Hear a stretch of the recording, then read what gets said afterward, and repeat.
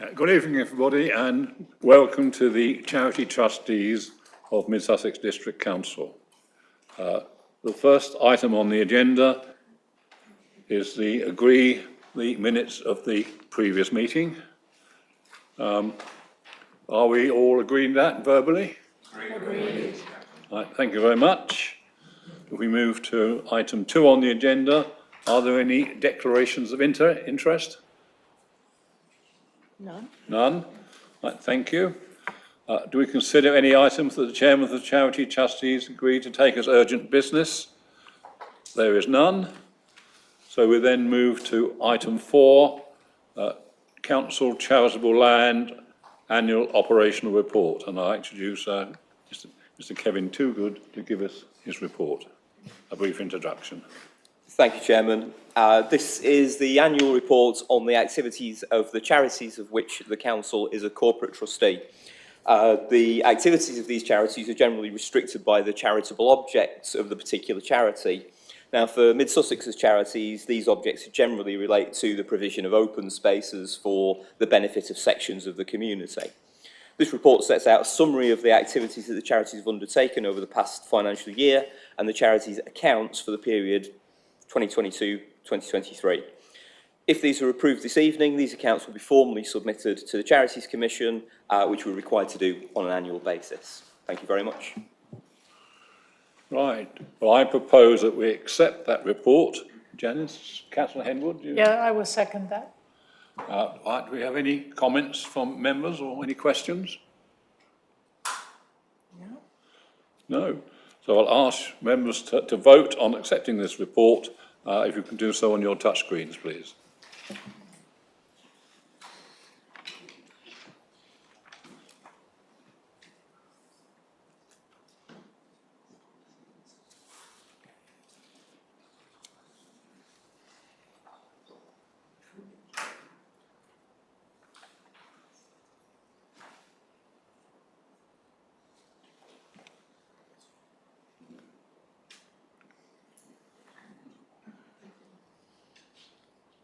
So, presumably everybody has voted?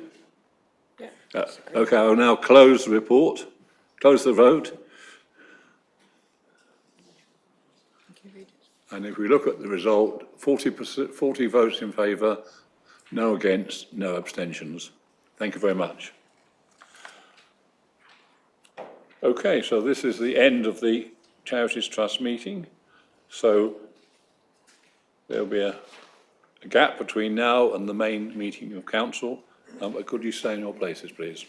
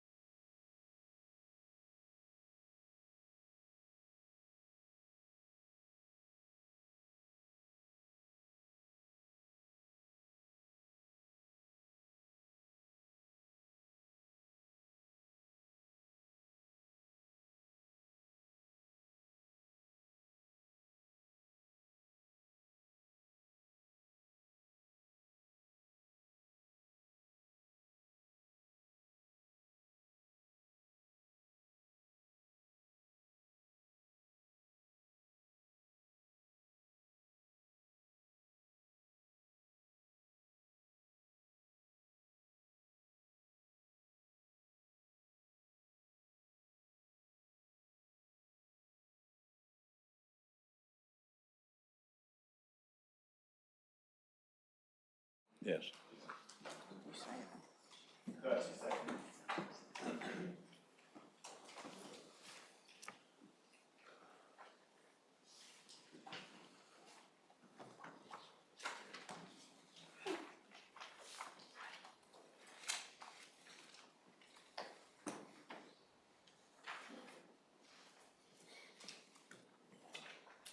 Going live in 5, 4, 3, 2, 1.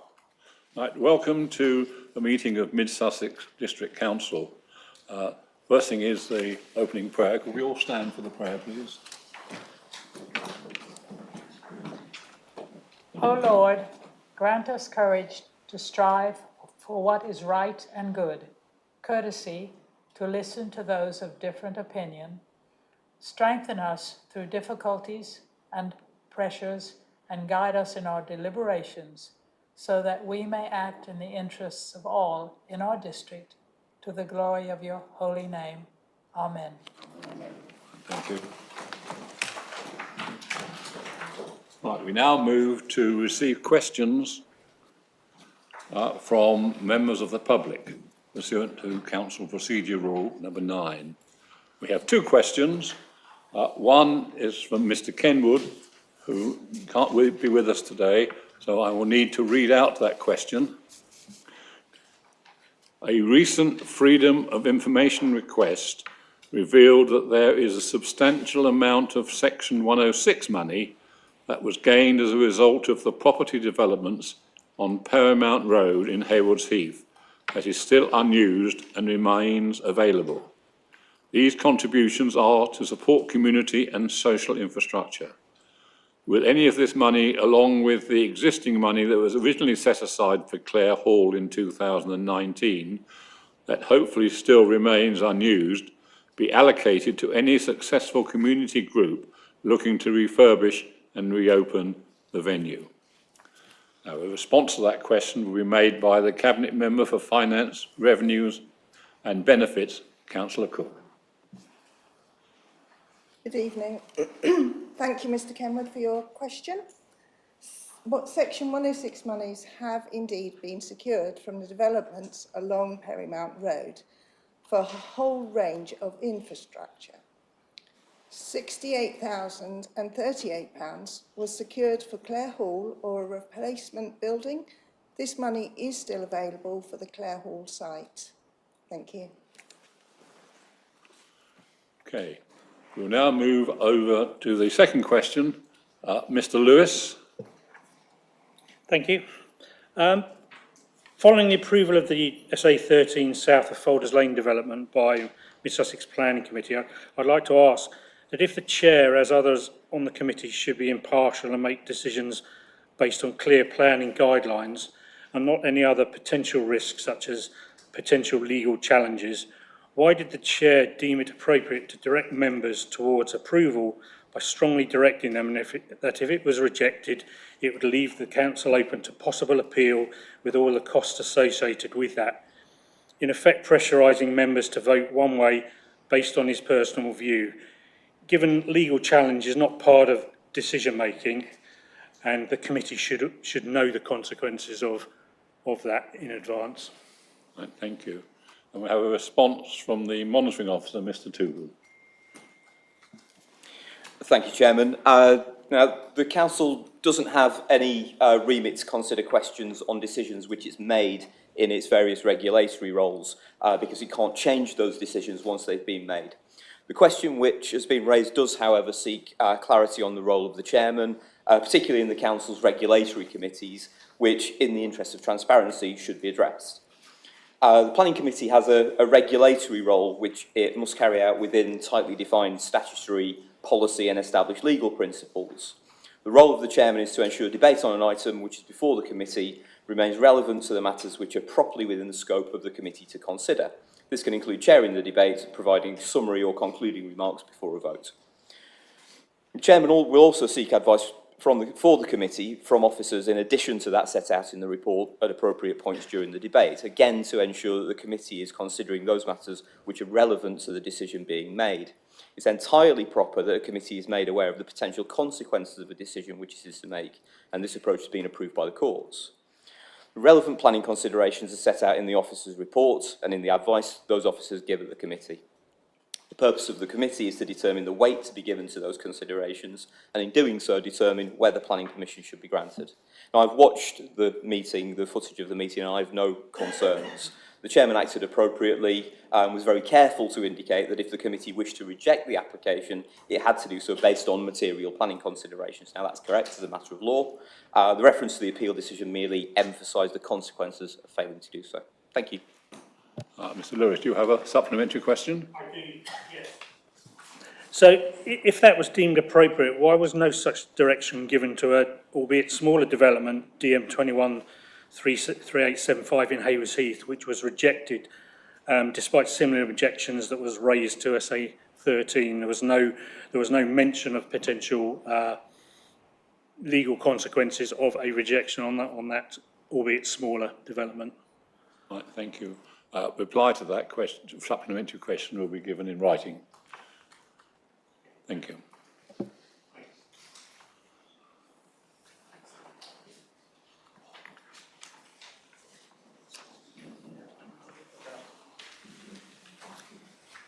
Okay, we'll move on to the next item on the agenda, the meeting of the previous meeting held on the 26th of July. I ask if you verbally agree with those minutes. Agree. Right, thank you very much. Then we'll move over to item number 4. Any members have any declarations of interest on any items on the agenda? Councillor Russell, yes? Thank you, Chair. I would like to declare an interest under agenda item 11, motion B, that I'll be proposing as West Sussex County Council Cabinet Member for Children, Young People, Learning and Skills. Right, thank you. Any other declarations? Right, thank you. Chairman. Oh, sorry, yes. Not working. Thank you, Chairman. I need to declare a similar declaration as a member of West Sussex County Council in respect of agenda items 11. Okay, thank you. Any more have I missed? Okay, so therefore we move to item 5, to consider any items that the chairman agrees to take as urgent business. I have none. We move to item 6, chairman's announcements. Recent engagements are available to view on the council's website. I will mention 2 have happened in the last few weeks. It hadn't been very busy during August, but in the mid-August I went and visited the Hughes Community Centre just down the road in Boltsrow Road. It's a community venue with rooms where activities can take place and also provide an opportunity for people of a more deprived community to speak and gain help from those people who can provide some of that help. The other thing was last Sunday I was at the civic service of the East Grinstead Town Council in East Grinstead at St Swithin's Church. That was a very interesting occasion. Many dignitaries were there as well as a large congregation. This morning we're planning for our own Sussex civic service. We're planning to have it at Hurstpere Point Holy Trinity Church in early December, and details of that will be sent to you in due course. Also, as I announced last meeting, my chosen charity is Winston's Witch. During the year there will be a number of occasions where we'll be able to raise some funds for that, and one of the ways of doing so will be having a collection box, a box which can be deposited either in a post office or a pub or a shop or somewhere where the public have access, but there's obviously some sort of supervision of that box. Members can collect the box in the foyer afterwards and give their names to one of the officers who will record that you've taken one, and they'll be given information about collecting them back in due course. So hopefully most of you will be able to take one of those boxes, and we'll hope to raise some funds for this Winston Wish charity. Right, thank you for that. Now we move on to item 7, recommendations from Cabinet held on the 11th of September, proposed by Councillor Eggleston.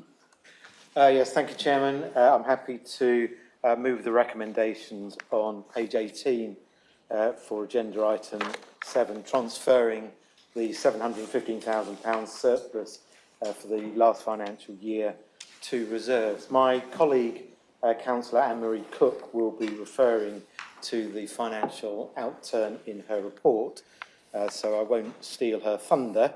Suffice it to say that officers have worked extraordinarily hard to control costs in a difficult environment, and that we've also benefited from a significant increase in Treasury management income due to the increase in interest rates, which has led to last year's surplus. It goes without saying that we continue to experience inflationary pressures within the budget for this year, and they remain significant, but we also continue to cushion the effect of that with the extraordinary Treasury management income that we're receiving. I'm happy to move the recommendations. Right. Seconded by Councillor Bennett, yes?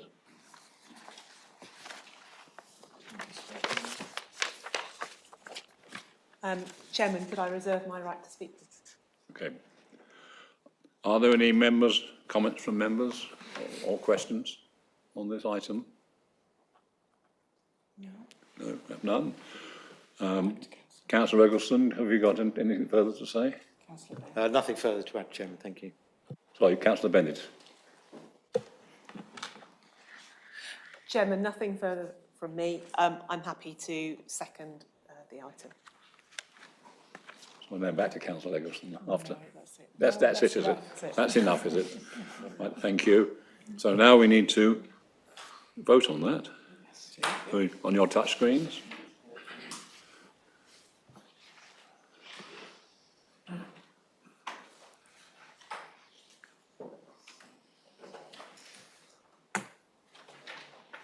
Okay, thank you. I'll close the vote now. Thank you, Chairman.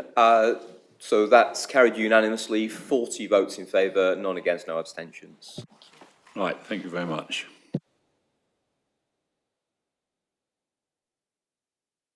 The annual report proposed by Councillor Cornish. Thank you, Chairman. I would simply like to propose the Standards Committee annual report to the Council. Thank you. And seconded by Councillor Wood. And I would simply like to second it.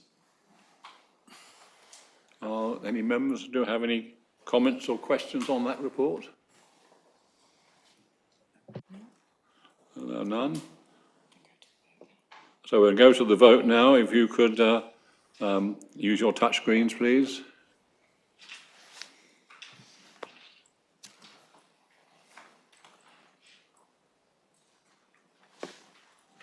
Okay, the vote is now complete.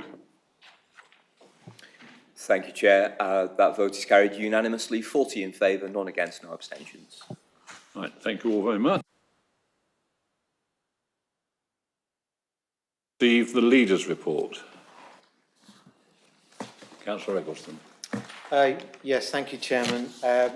Going to try and be as brief as possible and cover a few items. I'd like to thank all the members for attending the Gatwick Airport workshop earlier this evening, and also for the hard work that the officers put in to put that briefing together. I found it very useful. I hope members did as well. Thank you very much indeed for all of your insightful questions. I think that's very useful for us. But for the public record, the government accepted Gatwick Airport's application for development consent for its Northern Runway project on the 3rd of August 2023. Along with other affected authorities, we have expressed our disappointment to the Planning Inspectorate at this outcome and have raised significant concerns over Gatwick's approach towards engagement and consultation with us and the wider local community, and felt that further, more meaningful consultation should have taken place before the DCO was submitted.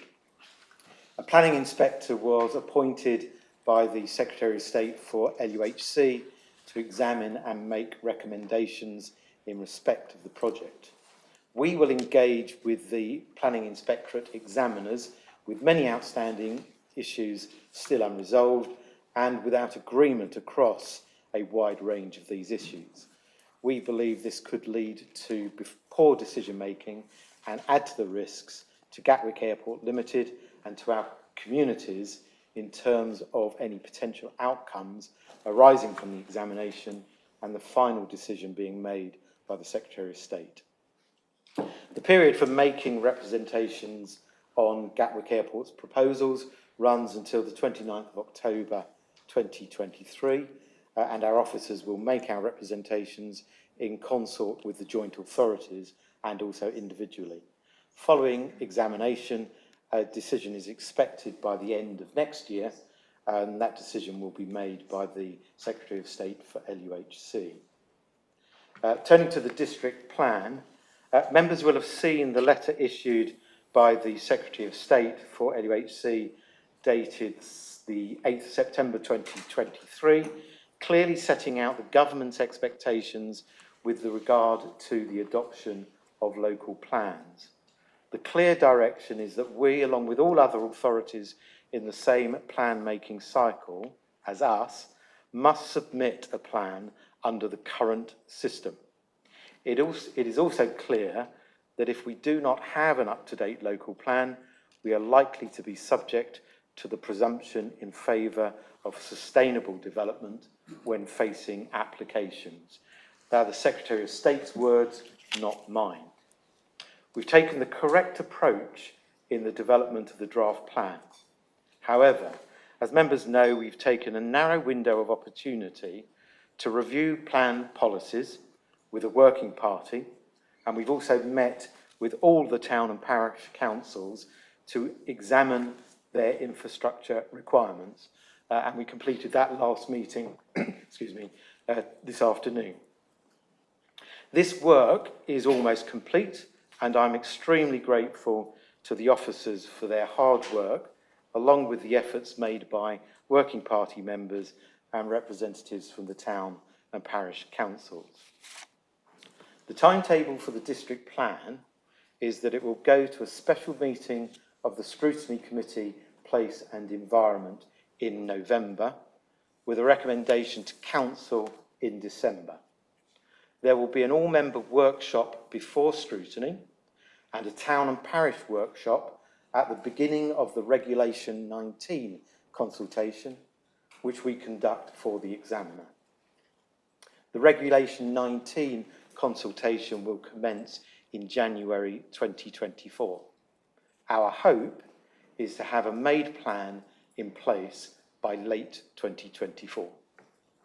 Finally, on this point, the third reading of the Levelling Up and Regeneration Bill will be read in the House of Peers tomorrow. As members know, there is a difference between an Act receiving royal consent and the commencement of any provision in that Act. And then finally, on the Martlett Shopping Centre, at the end of July, our advisors, LSH, completed a major round of negotiations with New River Retail on the redevelopment of the Martlett Shopping Centre. In August, we received a proposal from New River Retail to bring forward the redevelopment, and LSH are currently evaluating the proposal. The proposal does not involve making a new planning application. LSH and officers are currently scrutinising the proposal with a view to making recommendations to Cabinet later this year. I have to say it is too soon to judge whether the proposal will be acceptable, but as I said at the last council meeting, our focus is on bringing redevelopment forward so that the current planning consent does not lapse. Happy to take questions. Right, do you have any questions for the leader of the council?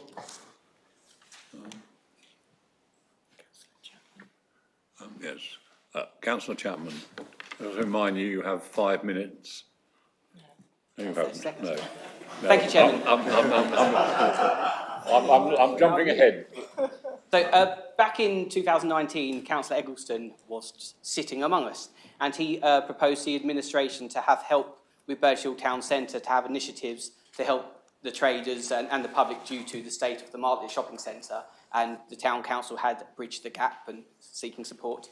Of course, we've heard the news that Wilko in Burgess Hill will be closing, and we're getting towards more the busy shopping time of year, and people may not visit Burgess Hill because Wilko does drive people from other parts of mid-Sussex and beyond, and Brighton, for example. So now that Councillor Eggleston is now the leader and has access to the economic development officers, or whatever type of officers we have who look after that here at mid-Sussex, has Councillor Eggleston yet had the chance to speak to them about supporting the town centre? And if not, will he be able to get round to doing that and pledge to do what he can to help boost the town centre? I know we had some initiatives late last year. We had an ice rink and a few other bits and pieces, but a repeat of that would be welcome, I'm sure. But I just say, I do appreciate other towns, across the district may have issues, but obviously I represent Burgess Hill primarily. So as far as Burgess Hill is concerned, can you give an answer at all, please? Councillor Eggleston.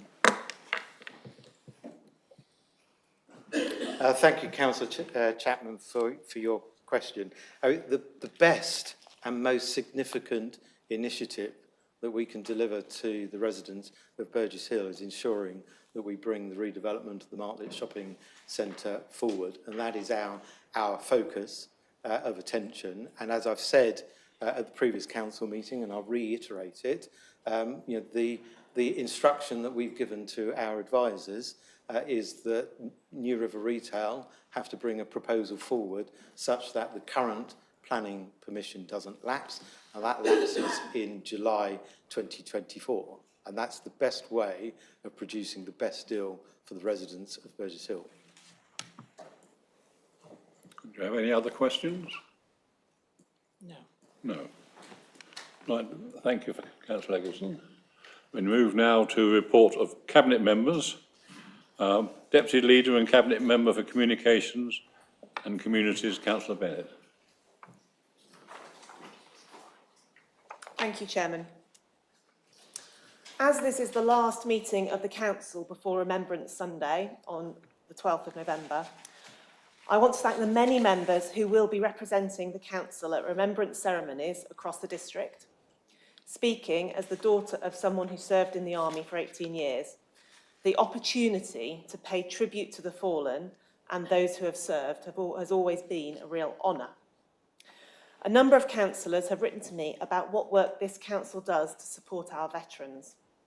As well as having a designated officer and an elected member as our armed forces champions, I will, after this meeting, circulate our current work as signatories to the Armed Forces Covenant.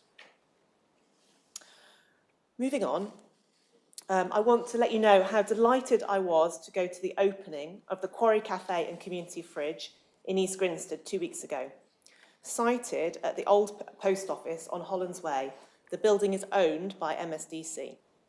With support from MSDC, Clarion Futures and East Grinstead Town Council, Sarah and the team behind the cafe and community fridge have been able to launch a light, bright, modern venue that everyone involved should be rightly proud of.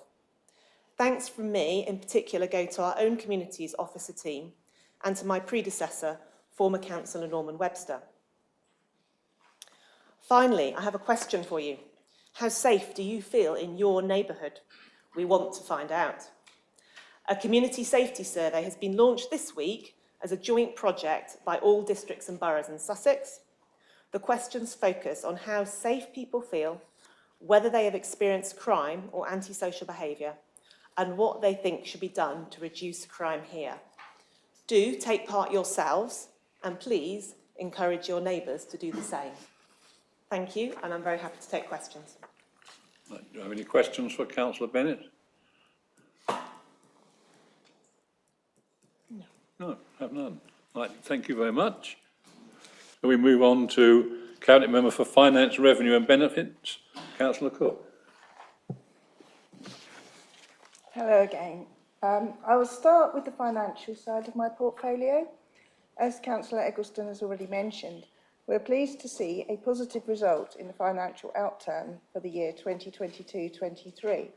and to see it confirmed that inflationary pressures last year were successfully compensated for by interventions to cut costs, taking advantage of increased interest rates on financial assets, as well as successful treasury management beyond that, taking advantage of the volatility in the markets. Not just to break even, we are also pleased to see that there is a surplus of £715,000 due to interest received from last year, that we have been able to recommend to be carried forward in general reserves to offset against a future shortfall forecast last winter for the financial year 2024-5, as the cumulative effects of inflation continue to add to costs, and the impacts from government policy beyond our control on the distribution of business rates and government grants, for example, may well adversely impact on us. Also at Cabinet last week, we formally initiated the process for this Council to set a budget for next year. In this difficult and volatile climate, we will be focused on ensuring that good financial stewardship is achieved through our budget and corporate plan for 2024-5, while doing all we can to support our residents through this cost of living crisis.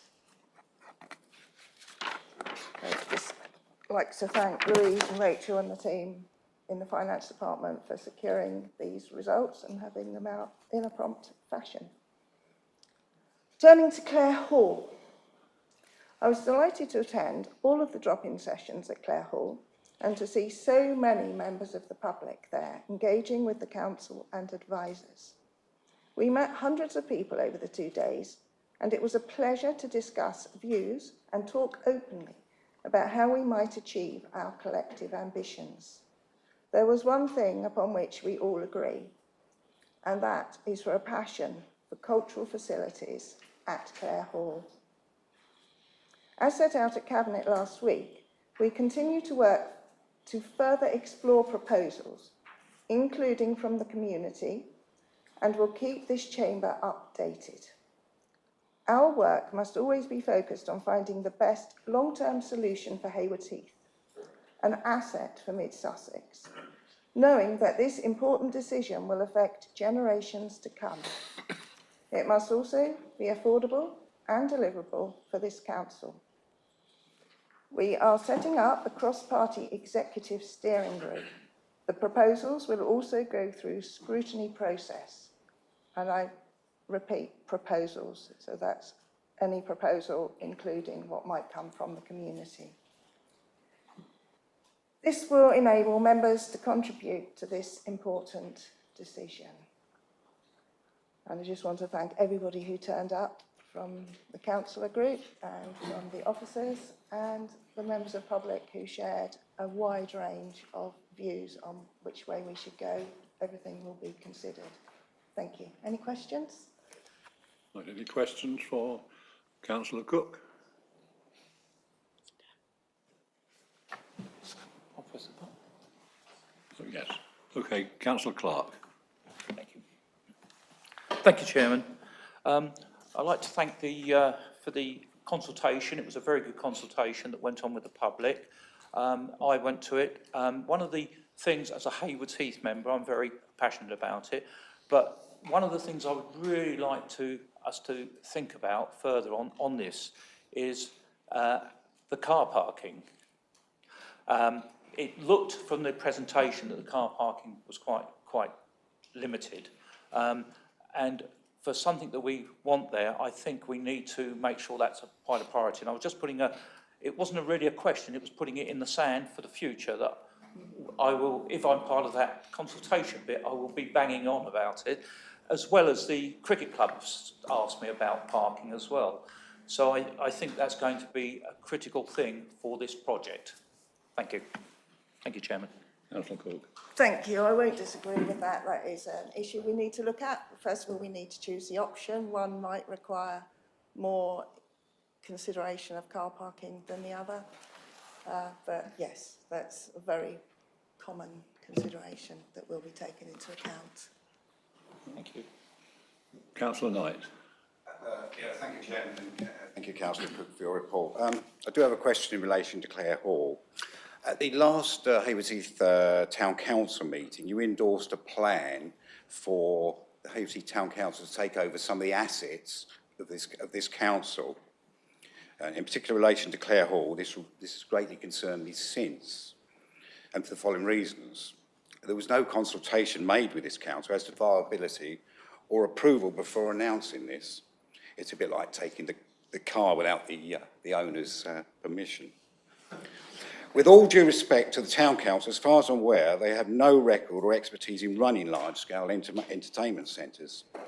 This has also mean a further burden to the taxpayer with increased staff costs, etc. Clare Hall, to be viable, must be available to all of Mid-Sussex, and I think you did mention that just briefly, so thank you for that, and not specifically for Hayward Heath, which the Hayward Heath plan implies. From our last council meeting, I don't believe we got a definitive answer from Councillor Eccleston whether he supported the HH plan. So can I ask, is this still your position for Hayward Heath Town Council to take over Clare Hall? Councillor Cook. No, there's no direct immediate plan of any sort. Hayward Heath Town Council is not in a position to take over Clare Hall. There may be ways that they can cooperate now or in the future, but that document that you're referring to is just a vision, just a little outline for where we want to go. Town Council may well wish to be involved and may well turn out to be a good partner at some stage, but the Clare Hall site remains with Mid-Sussex. Right, thank you. Councillor Eggleston. Yes, thank you, Chairman. I know this is unusual, but I'm going to try to be helpful to Councillor Knight because he name referenced me.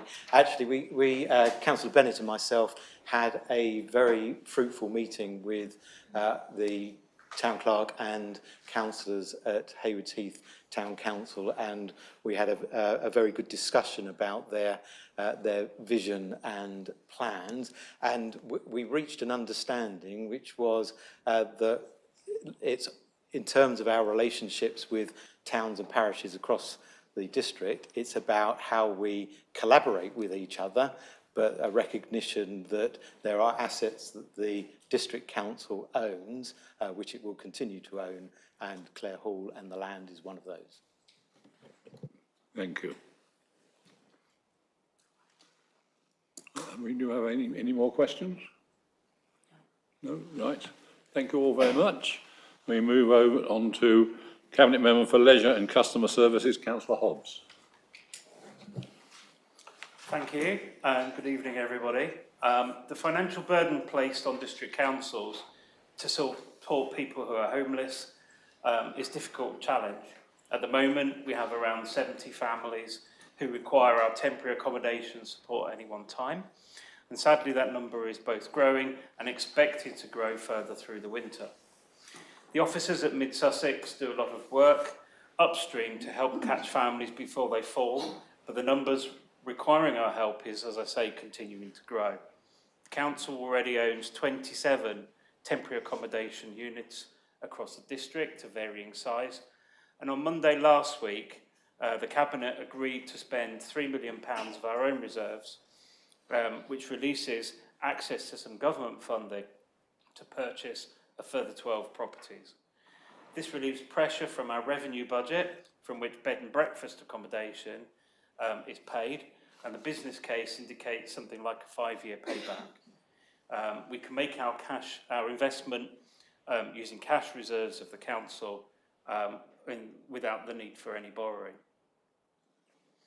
As you will know, there are around 3,000 houses in our district, 3,000 properties in our district, who are part of the council's 123 waste collection trial, seeing the introduction, for example, of weekly separated food waste. This trial is funded both by Mid-Sussex District Council and by West Sussex County Council, and was intended to provide learnings and to showcase how such a scheme could work across the whole of the county. As an administration, we hope to expand this trial and to roll it out, but it's not our decision alone. It was expected by this point that the government would have outlined the implementation implications of the Environment Act from 2021. But that clarity hasn't so far been forthcoming. And today, some of you will have no doubt heard, the Prime Minister has told us he's put a stop to us having 7 different waste bins in our houses. In Mid-Sussex, we want to deal with food waste, recycling, green waste, and a much reduced landfill. Obviously, at this stage, we have no idea what the government statement means for our trial.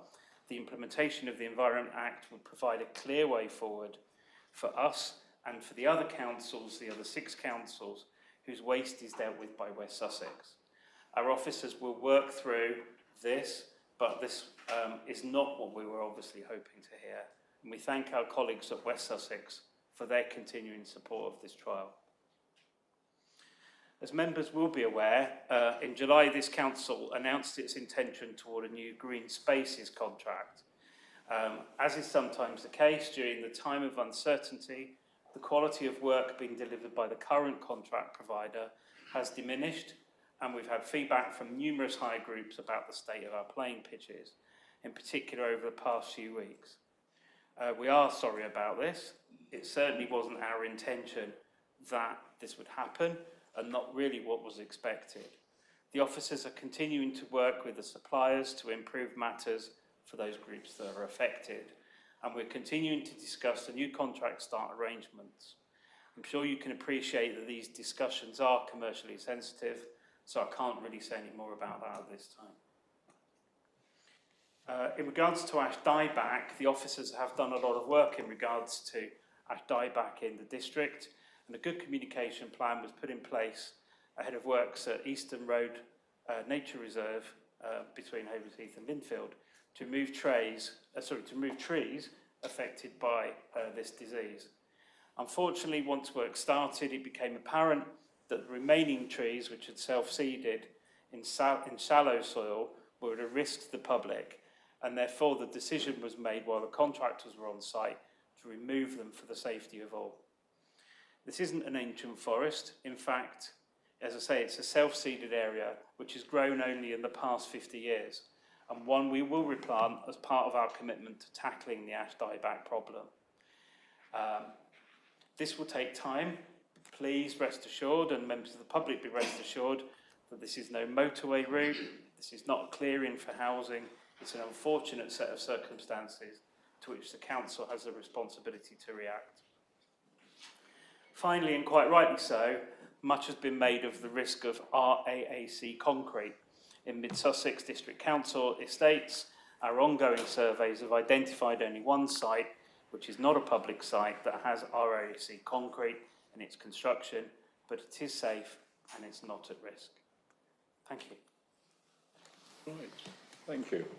Do we have any questions for the councillor? Councillor Whittaker, yes. Thank you, Chairman.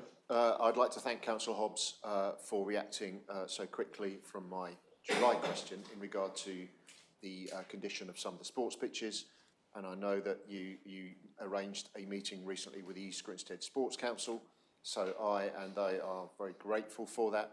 And I just wondered, my question is, how did your initial meeting go with them? Thank you. It was very positive. We talked about their ambitions and their plans for the site. And we talked about some of the details of the improvements that could be seen from the delivery of our new contract arrangement, which they were very welcoming of. Okay, thank you. Councillor Knight. Thank you, Chairman. Thank you, Councillor Hobbs, for your report. And in fact, you sort of covered a lot of what I was going to ask within your question, particularly within your answers, particularly in relation to our parks, paths and playgrounds. Because I've had, a number of us have noticed the deterioration around the district in terms of maintenance, etc. And in fact, I had a call from a resident today from Burgess Hill, funny enough, and I know Mushtaq's been working hard on it. There's a path and a playground where there's bramble growing over, coming from the park and such like. So I guess my question is there a timetable for seeing some of these parks be brought up to date? Because children are going back to school, etc., and those parks are being used. Thank you. Thank you for your question. I also have seen the challenges firsthand in a number of the parks and pathways, as you described, that I've also visited. I can assure you that the council officers are working as hard as possible to bring around the change that is required in order to start to see the improvements. The new contract that the council has outlined and has detailed and for which it has tendered will bring in the longer term many benefits for this council and will resolve obviously in the long term a number of the issues that we're all seeing at the moment. In the short term, I can't give you a time frame as to when these issues will be resolved, but that the officers are focused on it very much in terms of turning this around and getting a resolution for us very quickly. Councillor Wood. Thank you for your report, Councillor Hobbs. The 123 waste trial has been going on for a number of months. What more can this council, West Sussex, learn? Can't we just extend it and get on with it? Thank you, Mr. Wood. I think that Councillor Wood, sorry.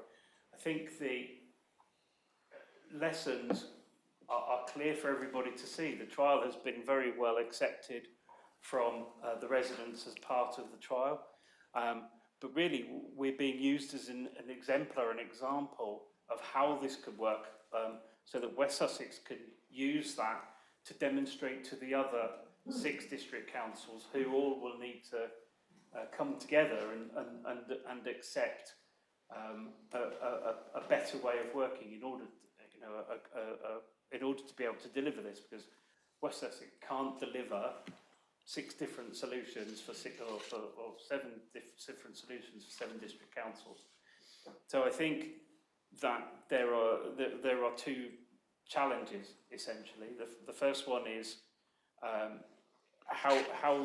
what do other councils learn from what we've done, and secondly, what is the government saying about forcing some of those decisions to be made? So, saying that food waste needs to be part of everybody's collection, and that's really key, and that's why we're waiting on the output of the Environment Act in order to push that forward. What that now means, we don't know, but we obviously hope that it's going to be positive, and our ability to firstly continue, expand, and then roll out ourselves for the for Mid-Sussex area. Thank you. Thank you. Councillor Phillips. Thank you, Chairman. And the Cabinet member indicated that the number of homeless people in our district is increasing. The government's indicated that they are going to move people from Afghanistan and Ukraine from hotels into the community.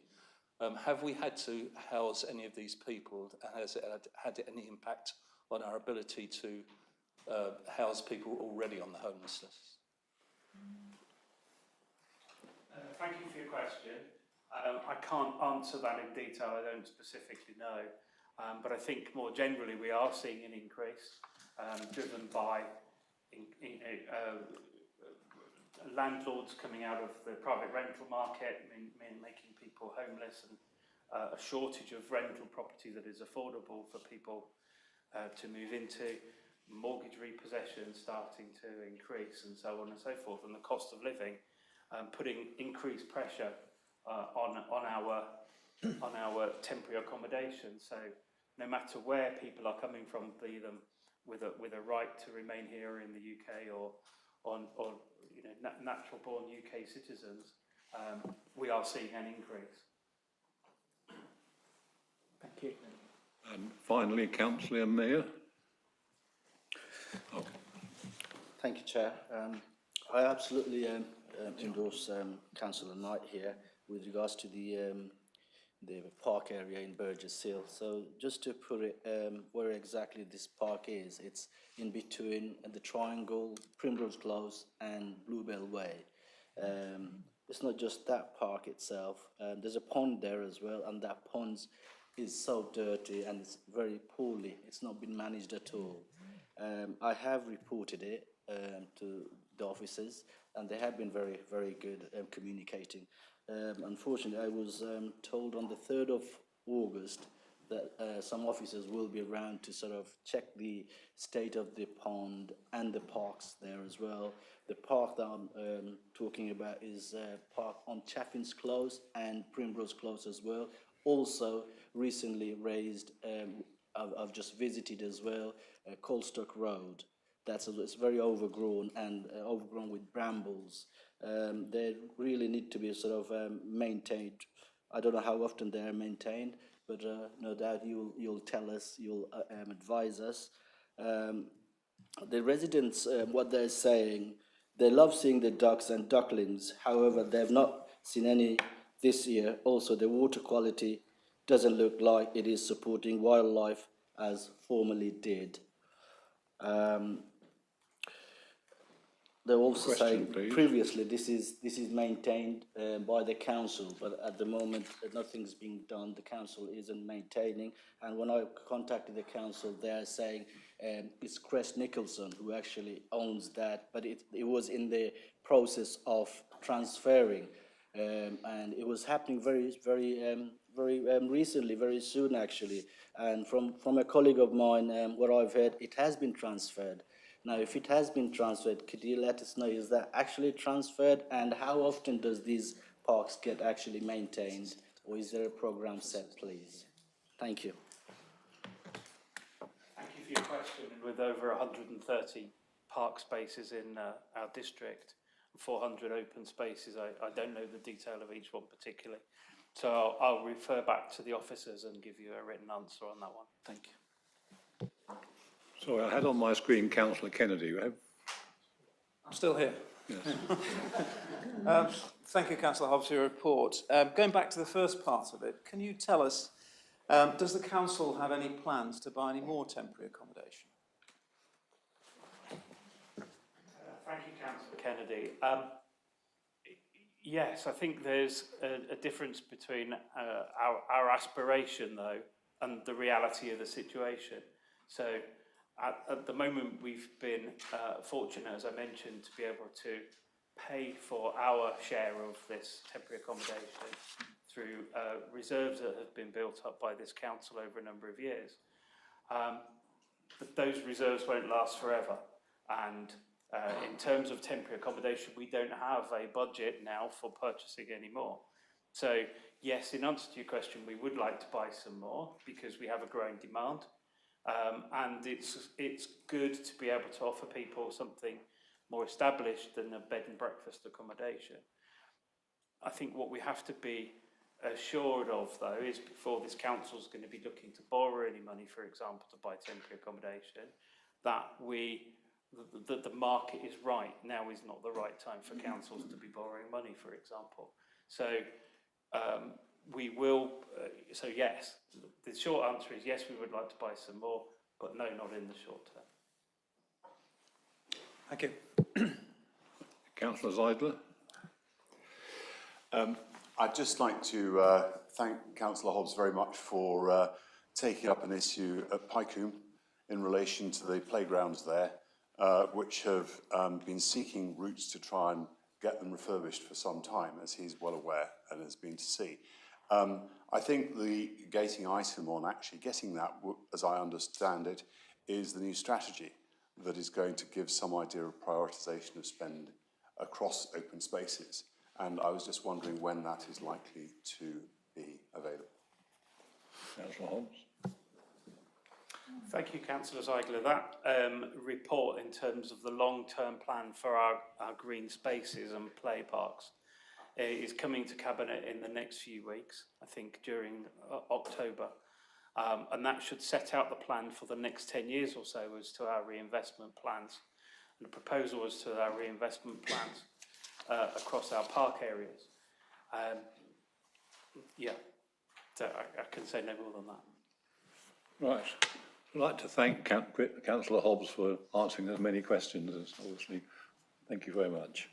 Now, news finally to the Cabinet Member for Sustainable Economy and Housing, Councillor Gibson.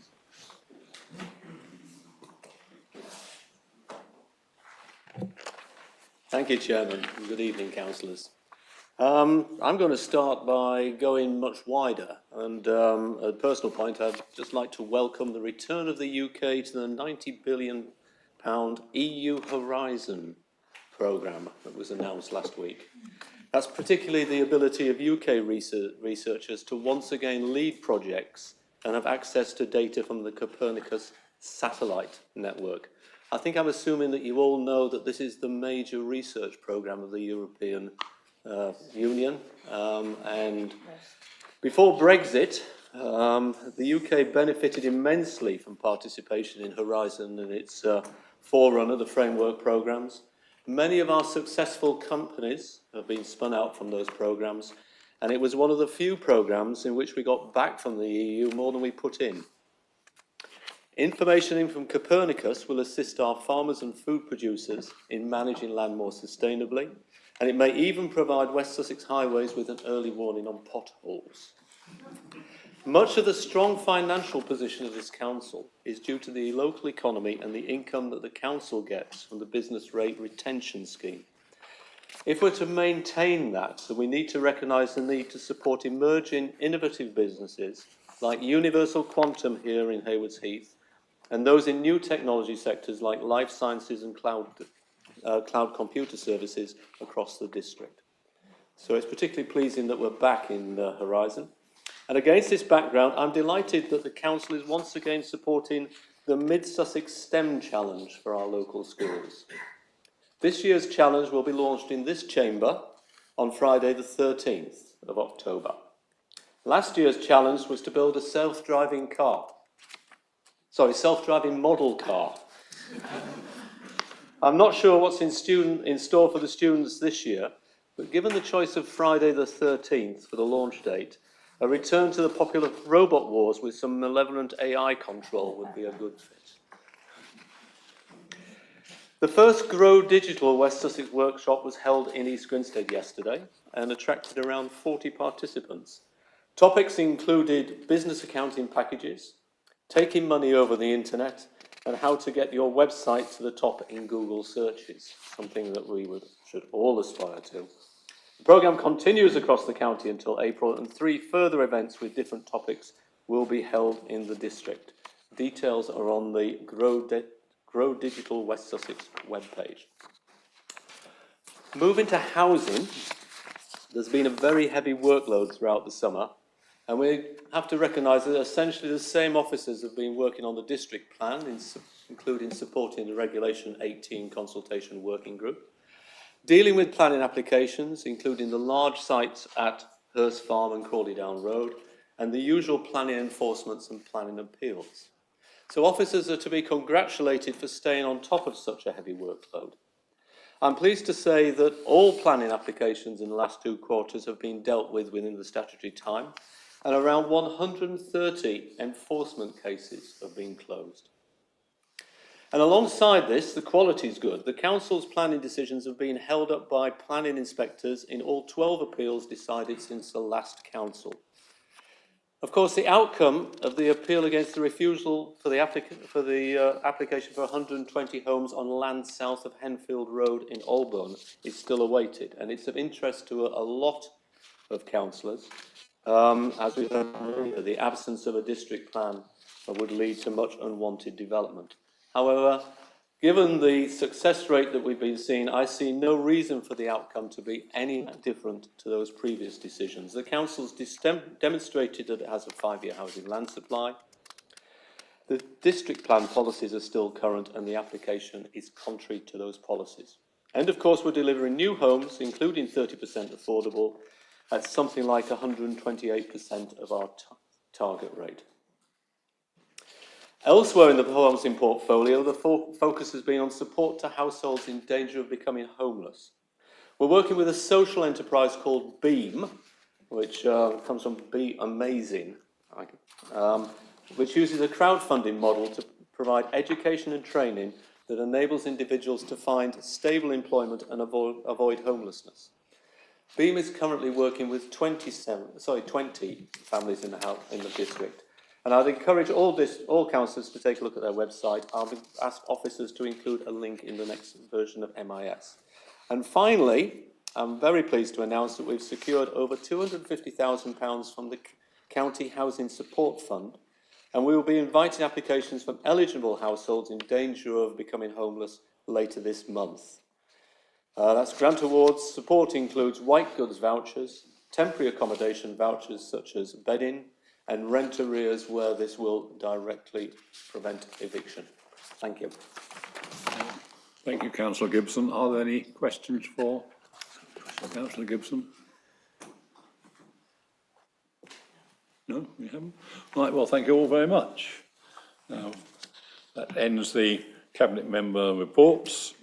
We now move on to item 10, motions on notice. Motion A on active travel, proposed by Councillor Cornish. And now I can remind you, we've got 5 minutes. Thank you very much, Chairman. Good evening, everybody. I'm very pleased to present the motion on active travel, as you have seen set out on page 4 of your papers this evening. I want to start by bringing your attention to Objective 6 of our Council's Sustainable Economic Strategy, and that we state that we will promote sustainable travel options and initiatives, including green travel plans to businesses, schools and residents. One tangible example of adding a sustainable travel option is the delivery of the Burgess Hill to Haywards Heath cycle route. And this route is particularly important because the only connecting roads that we have to cycle on, such as Isaacs Lane and Rocky Lane, are incredibly treacherous to travel on by bicycle. We as a council have an opportunity to take Objective 6 seriously tonight by helping residents to travel more sustainably between our towns. Prioritising the movement of people using sustainable transport modes rather than private cars delivers significant benefits for health, well-being and prosperity for people in mid-Sussex, as well as for the environment, of course. As we all know, this has to be done much sooner than later. In fact, the urgency of this cannot be underestimated. Traffic is the biggest source of urban air pollution, driving up the risk from serious health conditions such as premature birth, asthma, cancer, and lung and heart conditions. In fact, Reuters reported in 2019 that air pollution now kills more people than smoking. So people-friendly routes that promote walking and cycling bring with them inordinately positive outcomes by reducing depression, anxiety, stress, obesity, and other chronic diseases. More physical activity results in positive physical and mental health, increased productivity, fewer rates of absenteeism at work, and lower healthcare costs. Furthermore, walking or cycling allows us to connect more with the community and environment around us. And we notice local businesses and events that we might miss whilst driving. Using transportation methods other than a car can improve accessibility for those who cannot drive due to age or financial constraints. Finally, by supporting modal shift and reducing our car usage, this council can set a positive example for others in our surrounding districts by encouraging more sustainable transportation choices in our community. Therefore, I would encourage you all to support this motion and the 5 actions that have been set out in your packs this evening. Thank you very much. Thank you. I'll call on Councillor Eaves to second the motion.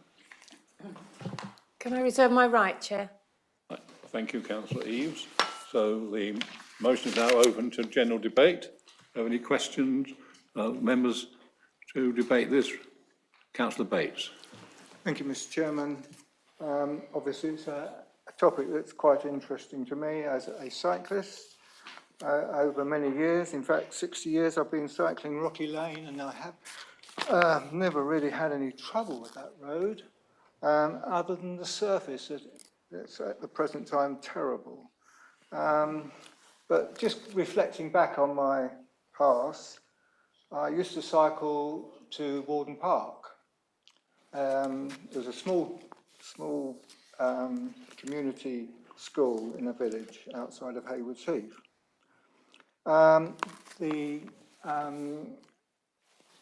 There were more people then cycling to that school than there are now.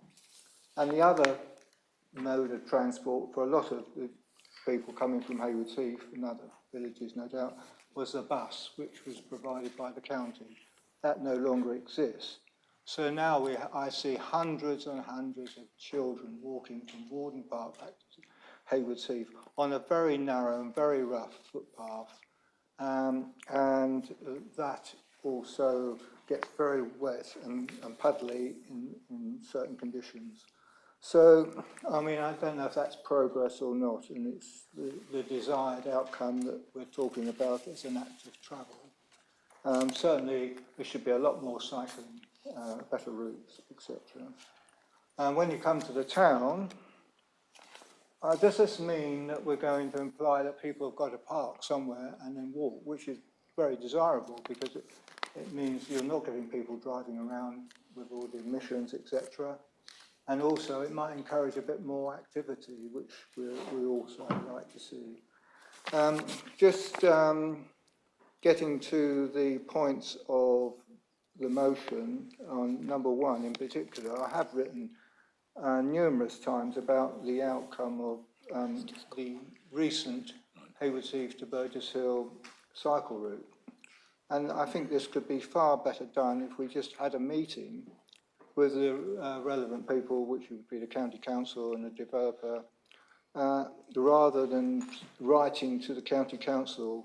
I just don't think we're going to get very far with that. So I shall pursue my view on that, the way in which we could proceed with a report that, I don't know how much we spent on it, but I would not like to see it put to one side, and it should be worked upon. So we should get that report out, get the definitive route.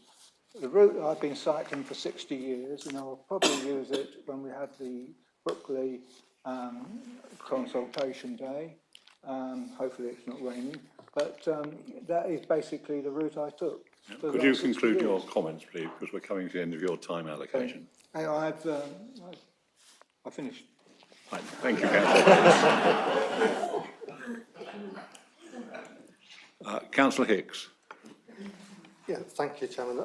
I too support the motion, I think, which supports existing council policy. And I look forward to the day when I can walk safely between Burgess Hill and Haywards Heath, or indeed cycle. However, I'm aware this waste has been for many years, decades in fact, and most particularly due to the obstruction of a local landowner in supporting what would otherwise be the most viable and direct route. And I would urge that at some point this council needs to consider compulsory powers, if necessary, to be able to open up that route. I would particularly highlight that people are regularly walking between the two towns, being forced onto grass verges, where on both routes there's blind corners and speeding traffic, and it really is taking your life in your hands if you try to get from one town to the other. But I would also condemn the government moves to back down on its own declared net zero targets, which will increase costs for consumers and puts in doubt its commitment to sustainable travel, as well as net zero targets overall. It is therefore even more important that local councils such as ours take up the challenge of net zero and provide leadership on this matter. Thank you, Councillor Hicks. Councillor Zabel. Thank you very much indeed. Broadly, I think this is a very good motion, but I think we always need to be very, very careful because if we get overzealous on any particular thing, we can actually cause more damage than we actually solve. And Councillor Hicks has mentioned the government's having to deal with a situation where an unrealistic target, in my opinion, has been set. Unrealistic target has been set, which needs to be revised because we're one of the few countries in the world that's actually trying to come to net zero. A lot of countries that are out there are doing very little. Anyway, coming back to the councillor's motion, I think in broad terms it's very good. But if you look at certain councils where they've gone completely over the top and caused more problems than they've actually solved, because what they've actually done in Brighton, for instance, is shut down more and more of the roads, slowed down the traffic to such an extent where the actual exhausts are causing more problem than they're solving. And more room is made for cyclists and less for the traffic that could be quickly flowing through. So I do think it's a great motion. I fully support it, but I think that we do need to be very, very careful to not become overzealous on certain things and cause more problems than we actually solve. Thank you very much. Thank you. Are there any other members who wish to contribute to the debate? Yeah. Councillor Eggleston, I gather you've got the right to speak later on after the Councillor Reeves has had say. Councillor Reeves. Thank you, Chairman. Yes, this policy of the Burgess Hill to Haywards Heath cycle route is actually in the district plan, DP7, supporting the delivery of a multifunctional route. So we would really like to see it come to fruition, and part of the reason for putting this forward to you was to ensure that all the new members know the history of this attempt. And it's rather run aground, and it would be really good if we could nudge this forward. It's only 4 miles. The roads are terrible, as we've heard. Councillor Bates has said, rather than writing to West Sussex, let's get a meeting of all the key players. I totally support that. Let's do both. Let's do anything we can to bring about this route, which would be a utility route. And that's the thing. It would actually help people to get to and from work.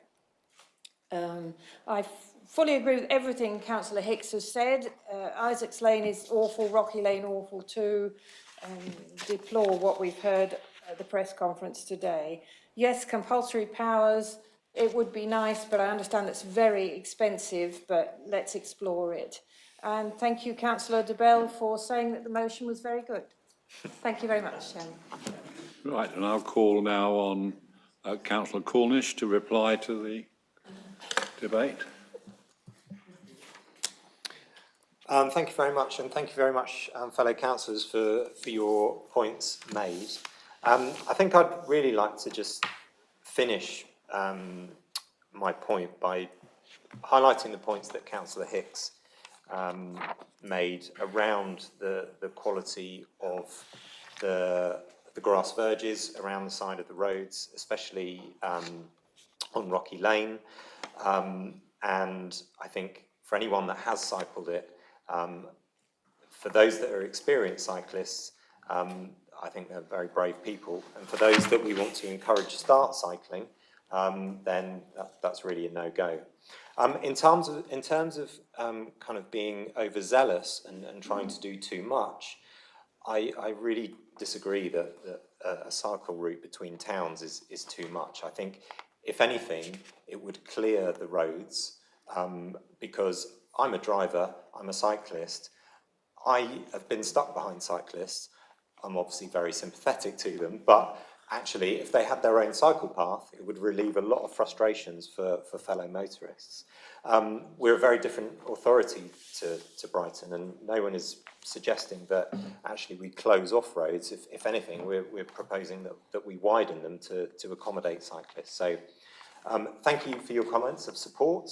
I think that's all I have to say on motion A. Thank you very much. Right, now I can call on the Leader of Council, Councillor Eggleston, to... Yes, thank you, Chairman. I'll be supporting this motion, but I think it's important for members that I just make a few observations. But firstly, and very importantly, I know the recommendations direct us towards West Sussex County Council, but we need to be very clear here that the delivery authority for active travel is the Highways Authority, the County Council. We are an influencer, we are not the provider, and we need to be very clear about that, number one. Number two, active travel, most of the debate has been about cycling.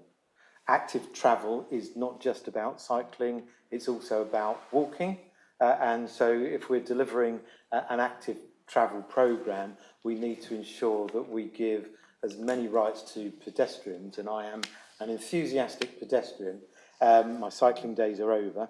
We need to give as many rights to pedestrians as we do to cyclists. That's clear. There's been most of the reference has been to the Burgess Hill and Haywards Heath route, which has been stuck in the mud, so to speak, primarily because we cannot reach an agreement on a satisfactory route. And again, need to be clear that this route is picked up in the Burgess Hill Growth Area Place and Connectivity Programme. So there are meetings between the District Council, the Town Council and the County Council where we do look at how we can deliver a route of that nature. But of course, it's not just Burgess Hill, Hayward Heath Greenway that we need to consider. As a district authority, active travel is something that applies across the district, and we need to work with the county to see how an active travel programme can be progressed across the district. I referenced two examples, Skeins Hill to Linfield, Burgess Hill to Hurstfield Point as examples. And of course, we need to recognise as a district that where we're doing it in difficult urban environments, for example, like through the centre of Burgess Hill, you need to be flexible and make compromises if you're going to make active travel work.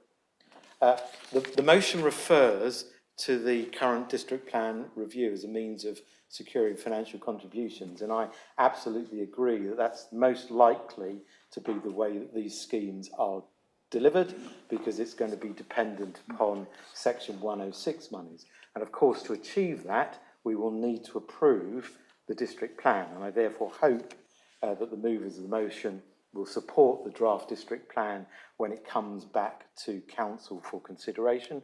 After all, if we want to will the ends, we have to will the means as well. Thank you. Thank you, Councillor Eggleston. Sustainability is involved with the cycling and walking, so perhaps the Cabinet member whose portfolio involves sustainability, Councillor Gibson, perhaps he might like to say anything.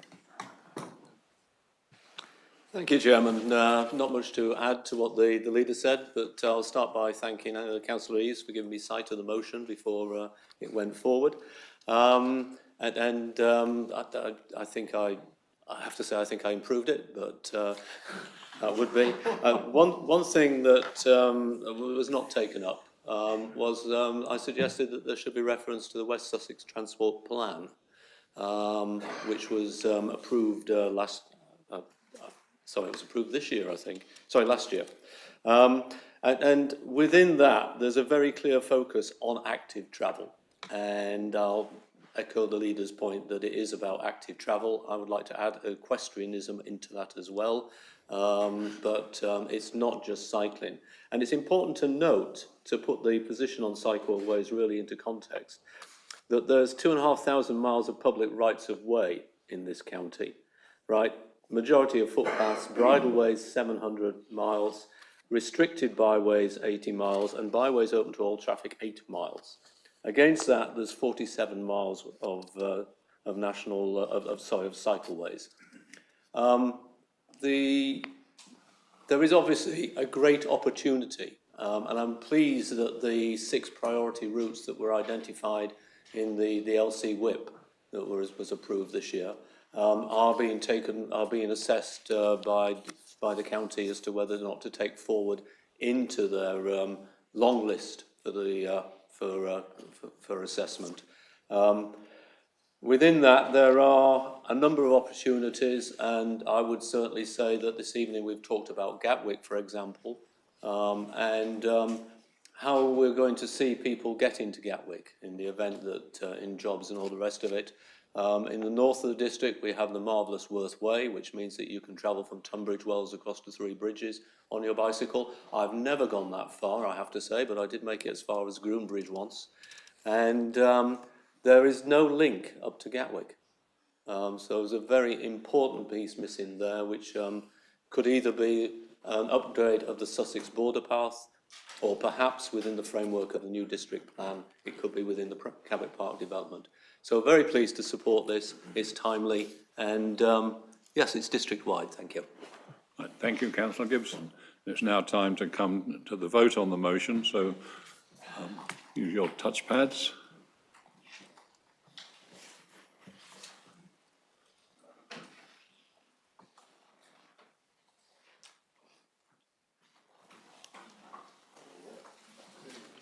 Okay, close the vote. Thank you, Chairman. I can confirm that was carried unanimously, 40 in favour, none against, no abstentions. Right, thank you all very much for that. Now we move to motion B, support for West Sussex care leavers, proposed by Councillor Russell. Thank you, Chair. So I'm very grateful for the opportunity to bring forward this notice of motion to council members this evening. This is a positive motion focusing on the importance of co-production through strong collaborative partnerships between local authorities here in West Sussex to ease the challenges that children under local authority care can face when they come to leave care and join the adult world. District councillors, unlike county councillors, are not defined in statute as corporate parents, but as councillors across all tiers of authority, I believe we do have a common duty to work together using the resources available to us to do all we can to maintain the stability and continuity in the home lives of these vulnerable young people, keeping them safe and supported in relation to their physical and emotional needs, whilst encouraging their educational and work aspirations in life to prepare them for the adult world and for independent living, just as we would do if they were our own children. As part of the overall Children's Services improvement journey at West Sussex, it has been widely acknowledged that the Care Leavers Service has made great strides, particularly with regard to the voice and participation of young people. But the need to forge stronger partnerships with our districts and boroughs and wider community sectors is crucial to enable West Sussex to further enhance its offer to our care leavers. A current and very fine example of partnership working is the demonstrable commitment by all 7 districts and boroughs in West Sussex to work collaboratively with respect to sourcing accommodation for those care leavers who are invited to take part in the National House Project scheme, of which the West Sussex House Project is one of 19 house projects nationwide. Mid Sussex District Council, along with fellow district and borough partners, have recently agreed to collectively provide 24 properties for this year, which will enable West Sussex to give an opportunity to 2 cohorts or 24 young people who are not quite ready for independence the chance to access a 6 to 9 month scheme which runs from a project base in Crawley, teaching our care leavers the life skills they will require to live independently. And whilst in its early stages, another example of continuing collaboration has been the formation of a new project team to begin remodelling the West Sussex offer for 16 to 25-year-olds in terms of a supported accommodation offer, as opposed to a temporary accommodation offer, which does not meet the needs of care leavers. And I am delighted that Mid Sussex is one of the districts and boroughs who have put themselves forward to contribute to the co-production in the redesign of this service. But we could go even further. This motion asks this council to explore the opportunity to provide a community base for care leavers. This is an ambition that extends beyond providing a space in a large, shared, multi-use building within which care leavers can meet their personal advisors. It is about providing a care leaver-focused community space or hub with a nurturing and supporting aim. It is envisaged that space could be offered by the District Council, with the County Council providing the resource to manage it. A further ask is to consider providing free access to gyms and leisure centres, such as is offered to all children we care for and care leavers in both Chichester and Crawley. And whilst I am aware that Mid Sussex Leisure Provider offered free swimming to children in receipt of free school meals this summer, and that memberships are structured to support free access for juniors and lower price memberships or casual prices for children, which includes care leavers, the point here is that care leavers can't afford memberships, discounted or otherwise, in the first place. So I would hope that we could seek to agree to review this position for West Sussex care leavers. In terms of apprenticeship opportunities, I was pleased to note that this council's programme for work experience and apprenticeships commenced this summer and provided work experience for over 18s for 12 weeks. I would ask that we consider going a bit further and offer a small number of ring-fenced opportunities specifically for our care leavers. And finally, the saying, "It takes a village to raise a child," is a well-known proverb that underlines the importance of forging a community of connected adults to nurture our children safely into adulthood. As a community of connected councillors, I would ask the same and therefore ask that you support this motion this evening. Thank you.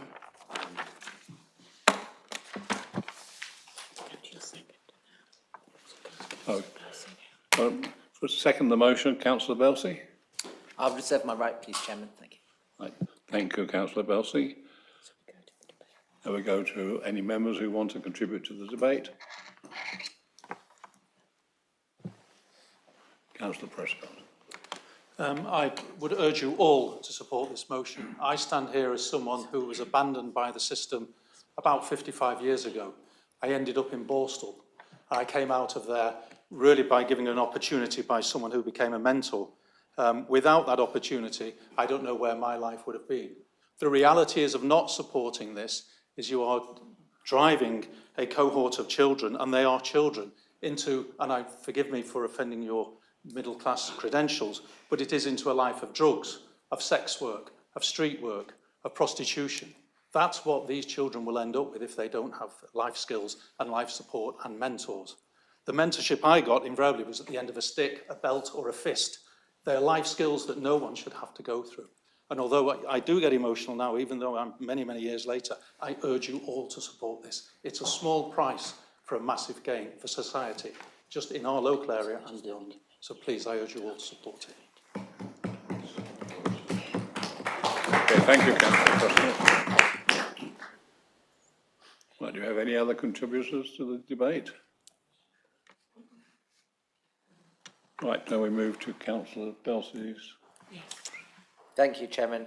I don't really have much to add. I think Councillor Russell and Councillor Prescott have already demonstrated clearly the potential benefits and our aspiration to improve outcomes for our care leavers. I think the only thing I think we'd like to add for consideration in the future is whether it might be worth considering even ring fencing some of our temporary accommodation, etc., for care leavers, but that might be for another time.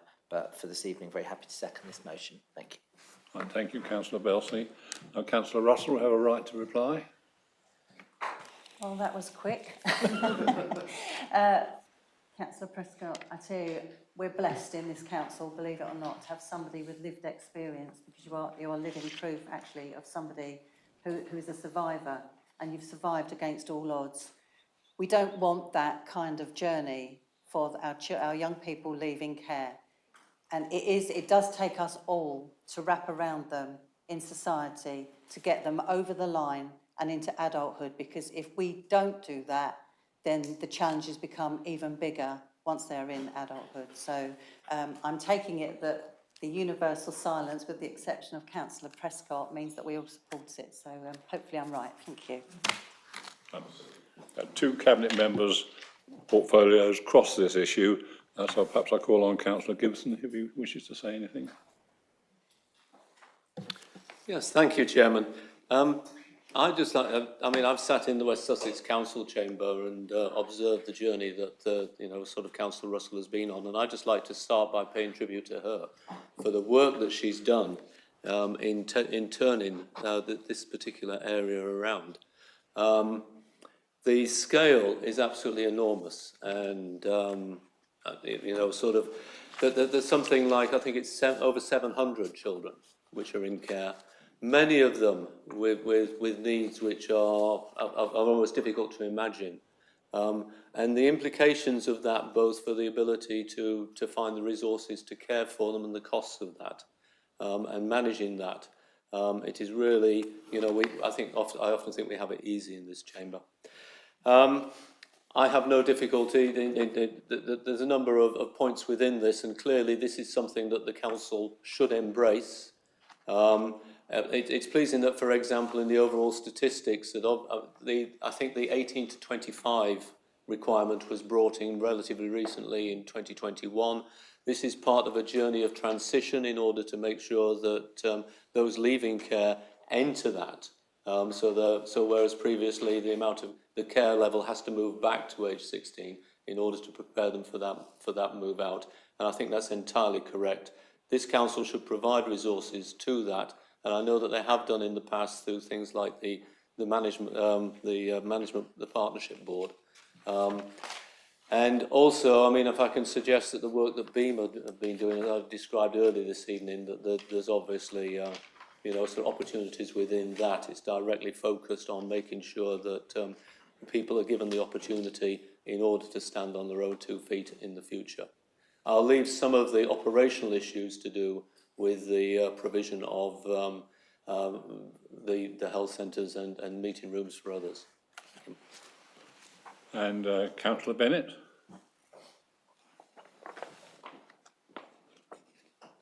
Thank you, Chairman. First of all, Councillor Prescott, thank you very much, for sharing something that's clearly quite painful so openly with us. It's really appreciated, and thank you so much. As Councillor Gibson has said, Councillor Russell has been working on this for a long time, and thank you for bringing this motion to this council and giving us this opportunity. We've seen, and I'm not a county councillor, but seen from outside the county how much considerable progress has been made in the county's role as a corporate parent over the last few years. And these improvements have been so important and really welcome.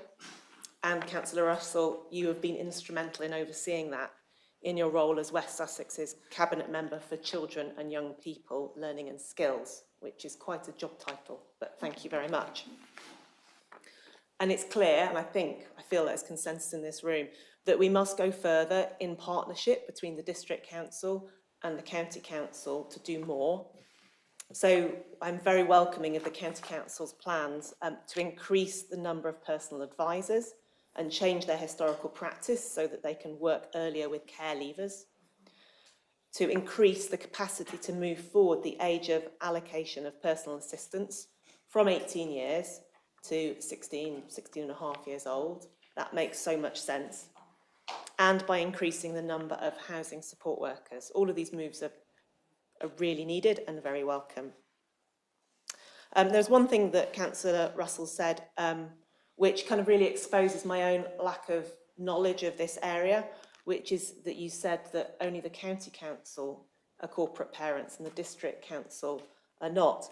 And during my research for this motion, I understood that there was some kind of shared responsibility. It's a debatable point, which really brings me on to the need to improve understanding in this council chamber about what corporate parenting is. Corporate parenting as a phrase is not a particularly user-friendly word. The word corporate is cold and austere and doesn't sound like there's a lot of care going on, but I'm sure that there is. And looking at what the LGA guidance says on corporate parenting, it says it really boils down to 2 questions when we're making decisions. What if this were my child? And what can I do to put this right? Those are quite big questions. I'll repeat them. What if this were my child? I think a lot of us are parents. What if this were my child? What would I want for them? What can I do to put this right? So how can we improve as a district working in partnership with the county? I have a couple of suggestions for you, Councillor Russell, and maybe we can take this forward in the future. It would be brilliant if the county could come and provide training to the districts and boroughs on what corporate parenting is. We would welcome that training, I feel. I'm also aware that there is a care leavers advisory board, and sometimes they come and talk to the county councillors. Could they come and talk to us too? And finally, earlier on in my report, I talked about the armed forces champions that we have. Is there any way we could think about having a care leavers champion on this council and other councils too, so that we make sure that the needs of care leavers are always considered in this council's business? Thank you. This administration will be supporting this motion. Thank you, Councillor Bennett.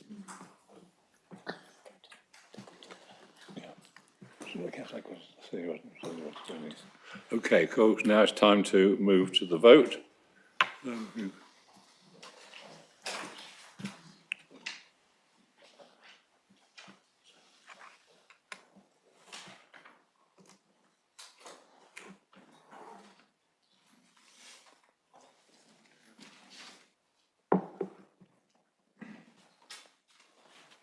Okay, we've got to close the vote now. Thank you, Chairman. That motion is carried unanimously, 40 in favour, no abstentions, none against. Right.